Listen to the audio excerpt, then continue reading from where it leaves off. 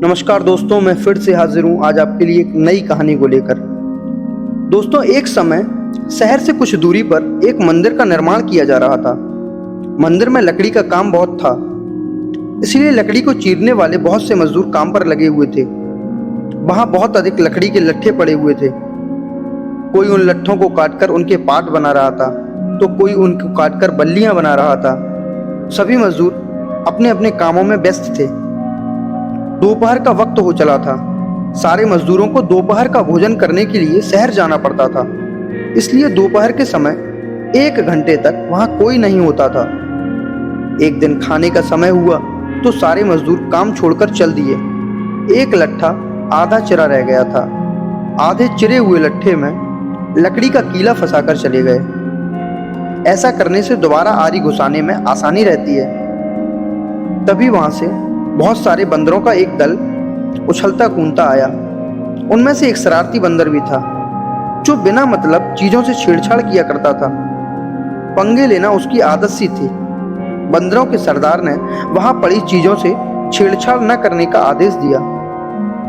सारे बंदर पेड़ों की ओर चल दिए, पर वह शैतान बंदर सबकी नजर बचाकर पीछे रह गया और लगा अंगड़ेबाजी करने में। उसकी नजर अध चिरे लट्ठे पर पड़ी, बस वह उसी पर पिल पड़ा। फिर उसने पास पड़ी आरी को देखा, उसे उठाकर लकड़ी पर रगड़ने लगा।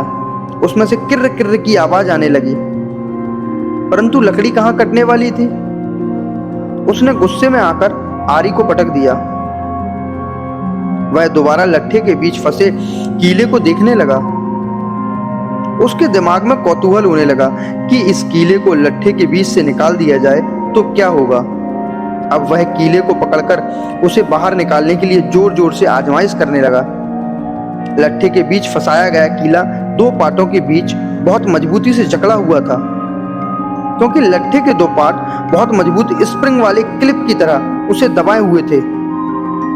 बंदर खूब जोर लगाकर उसे हिलाने की कोशिश करने लगा, जोर लगाने लगा, और वह लकड़ी का कीला हिलने व खिसकने लगा। तो बंदर अपनी शक्ति पर बहुत खुश हुआ। वह जोर जोर से खौं खौं करता हुआ कीले को सरकाने लगा। इस धींगा मुश्ती के बीच बंदर की पूंछ 2 पाटों के बीच आ गई थी, जिसका उसे पता ही नहीं था।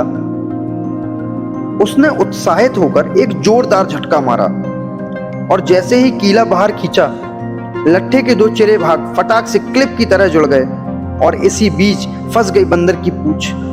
बंदर चिल्लाने लगा, रोने लगा। तभी सारे मजदूर वहां लौटे। उन्हें देखते ही बंदर ने भागने के लिए जोर लगाया, तो उसकी पूंछ टूट गई। टूटी पूंछ लेकर ही भागा। मैं फिर से एक बार कहूंगा दोस्तों कि हमें इस कहानी से एक ही सीख मिलती है कि हमें जिस काम को करने से कोई अर्थ सिद्ध ना होता हो, उसे कभी नहीं करना चाहिए।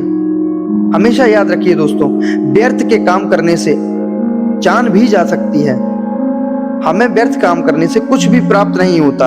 हमें हमेशा उसी क्षेत्र में कूदना चाहिए, उसी क्षेत्र में काम करना चाहिए जिस क्षेत्र में हमें जानकारी हो, जो काम करने से हमें किसी प्रकार का नुकसान ना उठाना पड़े। दोस्तों, मैं इस कहानी को यहीं खत्म करूंगा। यदि आपको कहानी बिल्कुल पसंद आई हो और अगर आप चैनल पर नए हैं तो सब्सक्राइब करें, शेयर करें और लाइक करें।